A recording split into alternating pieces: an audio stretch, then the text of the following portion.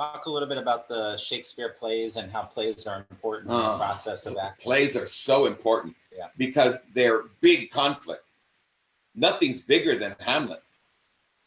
You know, I've got a student who's working on it, and I said, well, why don't you go back to this other monologue? He said, I can't. I already got that in this. Can we go forward? I said, sure. I said, what else can I do? I said, Henry V. Do the speech when he tries to enliven his.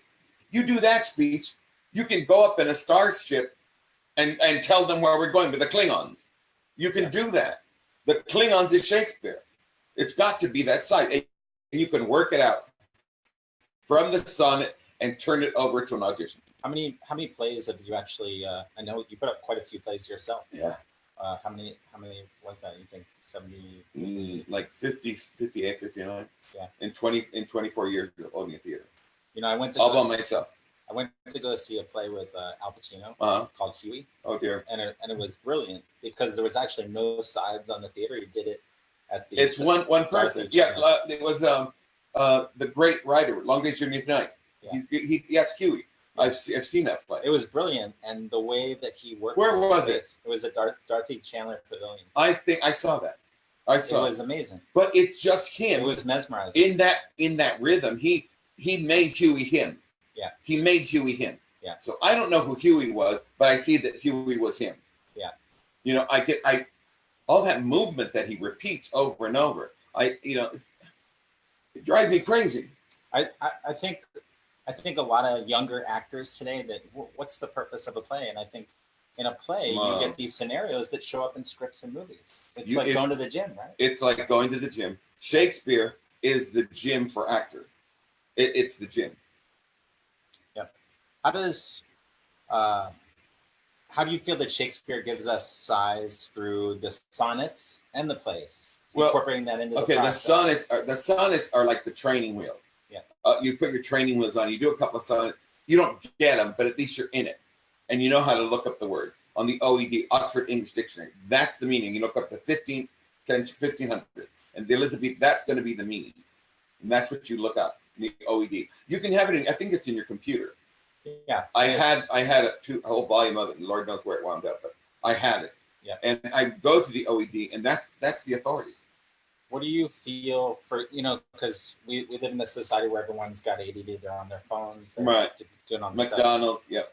What is the value of preparation as an actor, as you talk about these sonnets and looking up the definitions? Because I know a lot of people today, they just want to memorize the line and get the part. So talk a little bit about I lose students because I won't let somebody come in and do scenes. I don't know what sides and scenes is going to help you do. It's going to give you bad habits. I have actors that I've never studied. Good, come. Good, it's better. There's no damage. They haven't done scenes and sides. I was working on an audition at Stella, and she said, "What are you doing?" I said, "I have an audition." "Oh, let me help." I said, "Well," she said, where's the script?" I said, "I don't have it." "Well, you can't do this if you don't have the script." I said, "Stella, don't go. You can't go." I said, "Stella, I want to go. I want to make the money." "Then you can't. How are you going to play the character?" "Let me see. It's garbage." Okay. And I still went. And I didn't get it. But she didn't want me to. You understand? Yeah. She was fighting for the total. You've got to know the character. Right. I said, it's impossible these days. It's a crapshoot. Yeah. So you hear actors say, "I don't know what I was doing in an audition, but I got it and I got a career." It's once you have this harness of a career, and people say, "Yes, you can do that. We will go see you," and you feel inadequate. You feel, Michelle Pfeiffer just admitted, "I don't know what I'm doing. I never knew what I was doing." Right. I don't know what it's good for her that could start to cleanse herself, but it's not going to help her. Yeah. Come and study. She can study. I love to teach her. She's not off very much because she's able to throw herself into these characters. I don't know if there's a difference in them. There's some things she really did amazingly. Would you say that Scarface? She was in Scarface, right? As you look at as you look at preparation in Shakespeare and sonnets, do you see a difference in the longevity and the size of the work that someone's able to actually get as an actor? Maybe talk about that, like somebody that doesn't want to touch Shakespeare and an actor that really works on Shakespeare, and Right. now their Right. range is so much Right. larger. Right. Talk about that. I think the two worst qualities in an actor is impatience and desire. It'll kill you. You understand? I want it so bad, and you break it. It breaks, and you want it quick. Let me do some side. Let me do something. I want to get this job. You're not a seal jumping for a fish. I tell everyone, when you get in this room, that is your time. You forget about them. You do your work and say this. You know, I was asked to audition for a part, and they had already, you know, he was trying to fire one actor, but he wanted to see me. So I was eating, and he said, "Here, do you still act?" I said, "Yeah, I can.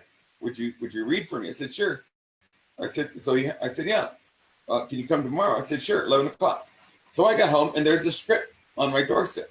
I opened it up, I read the damn script, and there was a great part for me. So I thought, okay, this is a guy who's a black vampire, but he's at a cemetery where his wife is dead. That was his world. And so I'm in the room, and I'm getting makeup, and the lady said, "You didn't put your underwear on." I said, "I don't want to wear it." She said, "Why?" I said, "This man wouldn't wear underwear. He takes off Armani clothes and just throws them. Gets another one. He doesn't worry. I gotta have that. I gotta have that. I've got to have that pants close." And the director said, "What's going on?"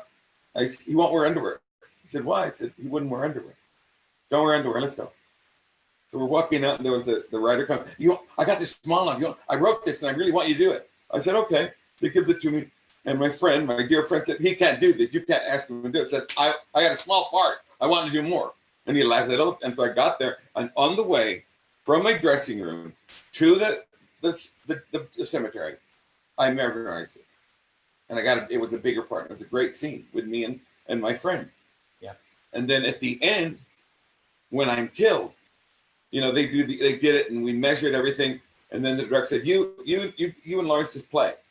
And so I said, "Come into me really close. He's killed me, and I'm going to thank you in Spanish." He goes, "Shit." And we did that. And "No, we can't do that. We can't do that." Like it was a release. I held his head very close to me in a real androgynous way and thanked him as the blood dropped down my skin. And it was great. They didn't use it, of course. Right. The censor said, no, we can't do it. Yeah. But I worked really, really hard. Yeah. And I loved acting. I think I really love it more now. But it's hard for me to work in the process of the business. Yeah. It's What do you feel about the importance of training for an actor? I mean, oh my God, I can't stress it enough. And I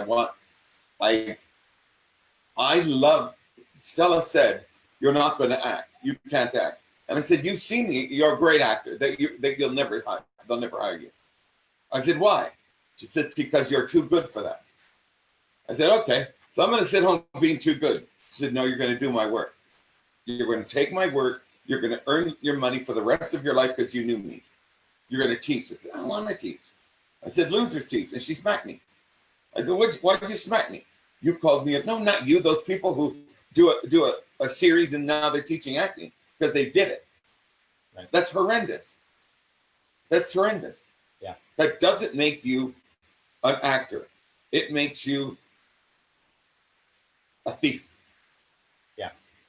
A thief that thinks they robbed something and nobody knows. Or maybe they got lucky one time and they figured. Yeah, and they think that, yeah. Make money. Oh yeah. Yeah. You know, it's the importance of training. You know, you can do good work anywhere. I don't see soap operas as a horrible thing. I have an actress who I'm very proud of who does good work. I love her work. And she does the best she can. With that, she turns that work into a real, they've had her for years. Yeah. Because she's great. Yeah. And I adore her. She's a great actress. And she is working there. She gets to work. Yeah. It's hard to earn a living as an actor. And when you're young, I think when you're very young, it's very tantalizing because they want you. You're beautiful. Can you take off your shirt? Can you? Of course. So you're taking off your shirt and you're going to the gym and you think you're an actor. You're not an actor. You're sort of a journeyman. It's okay. It's good work. You do it. You do the best you can. It's great money. But to be an actor, to be a craftsman is another thing. And you can do work on soaps. It's not like evil. You can do good work. The point is not to get lazy. Yeah. Not to get lazy and not to get hard. Very, very hard to work. Those pages, they give you a lot of pages a day. Yeah. It's impossible to try to do good work, but you do the best you can. And I see actresses and actors that do the best they can. Yeah. It's a whole different horse. It's a whole different horse. Can you were talking about pages and pages, and that reminded me of you had said you worked with Michael Mann. Yes. Can you talk a little bit about how you got to know Michael Mann? Perhaps for the audience that doesn't know Michael Mann's work, maybe share some of those projects. He's an amazing director. And how you worked with him on scripts and working with actors. I worked with one day. I was teaching class. Yeah. And Benicio was sitting on the front steps of the theater. Yeah. And I said, hey, what are you doing? I'm working over there. Oh, okay. I hugged him and he said, you want to come? I said, I'm teaching, but if you need me to come, you need a breast, you don't need me. You're trained to do this. Go there and fly. So I went there and I did go. It's like 11:30 and they're still shooting him. And Benicio was all this paper, the autobiography and all this stuff. And Michael said, what is that? He said, it's my homework. Who gave it to you? Arthur Mendoza. He said, I want to talk to you. He said, call me. And that's the Mohicans. So he calls and he knocks at my condo door and I open. He goes, hey, yeah, I'm here to see Arthur Mendoza. Could you call him? I said, that's me. It's you. And I saw him sit down like, oh, this is going to be 5 minutes. We're going to be done. So I said, what have you done about these characters? I mean, how are you going to give this character? How are you going to lead these guys to those places? How are you going to let this woman betray everything she knows and love an heathen and go off the cliff? That's so much love that it can't be understood by now. Now can't be understood. I'm watching TV and they showed Arkansas. This was the place where they refused to take black students and they hosed them down. And now there's more black students there than white. You just got to stay in it. You just have to stay in it. I was sitting at a table, a beautiful table. One of the times I could sit. And I said, Stella, can I come? She goes, yes, darling. I said, can I sit next to Marlon Brando? She said, yes. So he was there, and I'm sitting there going, Jesus Christ, I'm sitting next to Marlon Brando.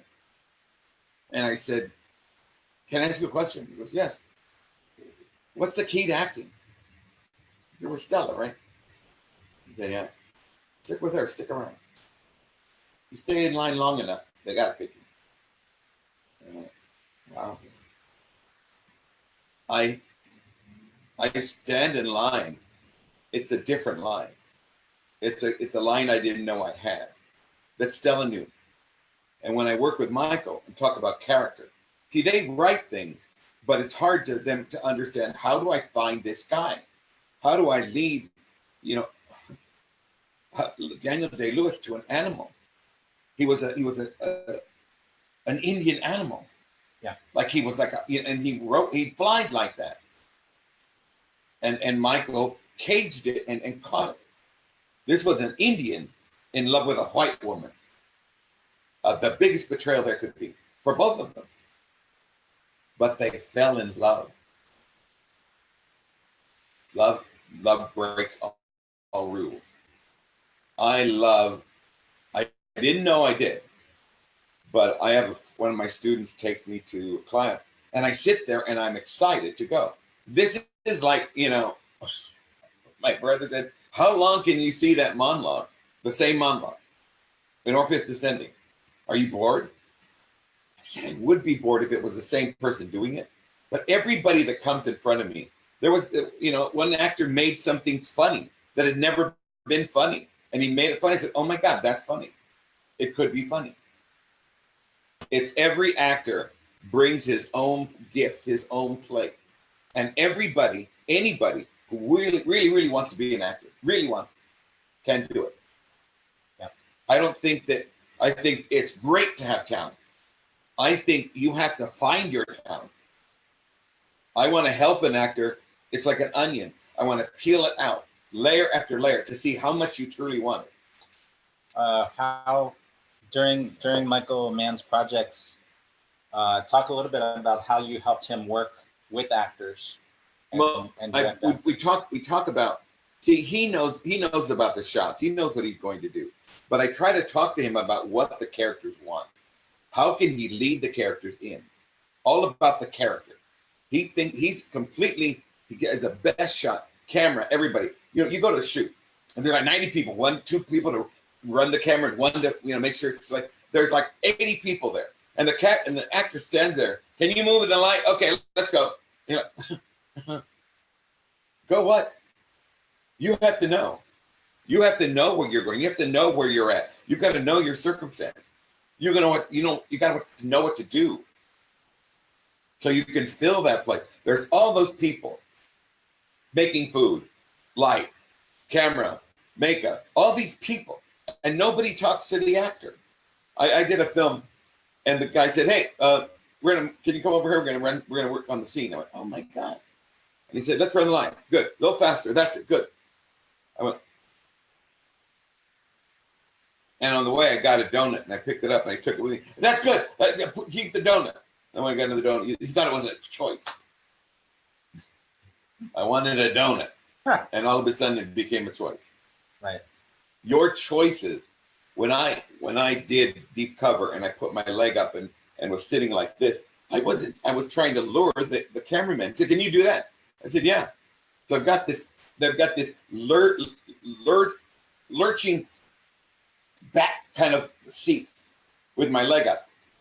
That's a person who has no respect for where he is. He doesn't have to. He bought the whole thing. He didn't have to respect it. He bought it. My circumstance are told, when you look at a man like that, like people put their seat, they can in the theater because we don't have anything in front.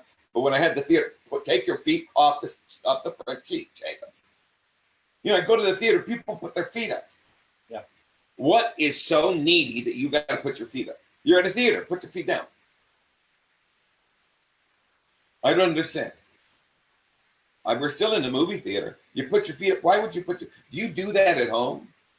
I have an actor who comes and he keeps putting his foot on my glass table. I said, don't put your feet on my glass table. Yeah, what do you mean about circumstances? Maybe talk a little bit about that. The place.